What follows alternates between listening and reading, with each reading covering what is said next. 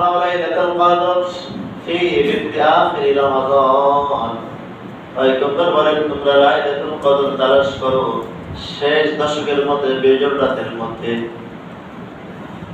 লাইলাতুল কদর কত দামি? লাইলাতুল কদর দামি হওয়ার 7টি কারণ। 1 নম্বর কারণ হলো ইন্না আনজালনাহু ফি লাইলাতিল কদর, নিশ্চয় আমি লাইলাতুল কদর রাতে কোরআন নাযিল করেছি। কোরআন নাযিল হওয়ার রাত হলো লাইলাতুল কদর। আর লাইলাতুল কদর হলো শেষ দশকের মধ্যে, নির্দিষ্ট না, বেজোড় রাত 21, 23, 25, 27, 29।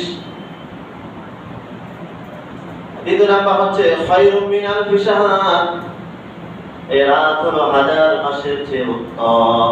1000 মাস বলা হয় 83 বছর 4 মাস। একটা দিন যদি কেউ লাইলাতুল কদর ইবাদত করে তো 83 বছর 4 মাস ইবাদত করলে যেমন সওয়াব হয় তেমন সওয়াব হবে।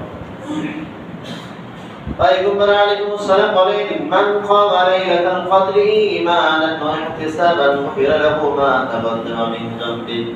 যারা ঈমানের সঙ্গে সওয়াবের আশায় লাইলাতুল কদর রাতে ইবাদত করবে, আল্লাহ তাআলা তার পিছনের যাবতীয় গুনাহকে মাফ করে দিবে। 3 নম্বর কারণ হলো ইন্না আনজালনাহু ফি লাইলাতিন মুবারাকাতিন ইন্না কুন্না মুনজিরিন। আল্লাহ তাআলা এই রাতকে বরকতপূর্ণ রাত বলছে। লাইলাতুল কদর রাত অতি বরকত, অনেক বরকত। কত বরকত? তানাজ্জালুল মালায়েকাতু ওয়ার রূহ। আল্লাহ তাআলা এই রাতের মধ্যে আসমান থেকে সব ফেরেশতাদেরকে জমিনের মধ্যে পাঠায়। ফেরেশতারা এসে কি করে? যারা ইবাদত বন্দেগী করে, নামাজ পড়ে, তেলাওয়াত করে, জিকির করে, দোয়া করে, ফেরেশতারা এসে তাদের সঙ্গে মুসাফা করে। ফেরেশতারা এসে মুসাফা করে, আমরা দেখি না। ইবাদত বন্দেগী যদি করতে পারি, তেলাওয়াত, জিকির, দোয়া, তো ফেরেশতাদের সঙ্গে আমাদের সাক্ষাৎ হবে। এরা দামি হওয়ার আরো কারণ সালামুন হিয়া হাত্তা মাতলাইল ফাজর। ফেরেশতারা যে আসমান থেকে আসবে, একদম মাগরিব থেকে নিয়ে ফজর হওয়া পর্যন্ত ফেরেশতারা এখানে থাকবে, এই জমিনের মধ্যে বিচারণ করবে। সব মসজিদের মধ্যে যাবে, সব ঘরের মধ্যে দেখবে কোন ঘরে নামাজ হচ্ছে, কোন ঘরে তেলাওয়াত হচ্ছে। আরেকটা কারণ হলো ফিহা ইফরাকু কুল্লু আমরিন হাকীম। আল্লাহ তাআলা বলেন, দুনিয়ার মধ্যে যত মানুষের সব তাকদীরের ফয়সালা, রিজিকের ফয়সালা, ভালো মন্দর সব ফয়সালা কদর রাতে করা হয়।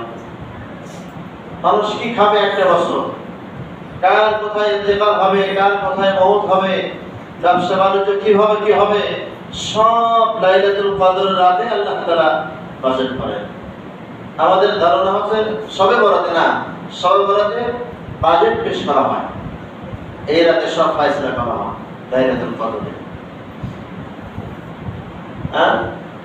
7 নম্বর হচ্ছে যারা ঈমানের সাথে সওয়াবের আশায় লাইলাতুল কদরের নামাজ পড়বে, আল্লাহ তাআলা তাদের পিছনের যাবতীয় গুনাহকে মাফ করবেন।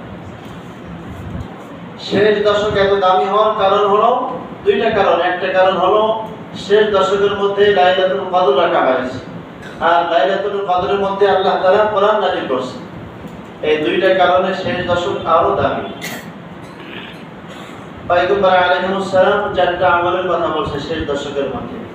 1 নম্বর আমল হচ্ছে, পয়গম্বর আলাইহিস সালাম বলেন, আমি আমার নিজের পরতীয় কাপড়কে মজবুত করে বেঁধে নেই। কি জন্য? ইবাদত বন্দেগী করার জন্য মজবুতির সঙ্গে আমি দাঁড়িয়ে যাই, অলসতা আমার থাকে না। 2 নম্বর হচ্ছে ওয়াহিয়া লাইলাহা, রাতের মধ্যে ইবাদত বন্দেগী করেন জেগে জেগে, শেষ দশকের সব রাতগুলোর মধ্যে। 3 নম্বর হচ্ছে ওয়াইকাযা আহদুহা, পরিজন যারা আছে সকলকে পয়গম্বর আলাইহিস সালাম থেকে ওখানে ধারে ওঠো, শেষ দশকের রাত আসছে, এই 10টা দিন ঘুমাবা না, ইবাদত বন্দেগী করো। 4 নম্বর পয়গম্বর আলাইহিস সালাম শেষ দশকের মধ্যে বেশি থেকে বেশি ইবাদত করতেন।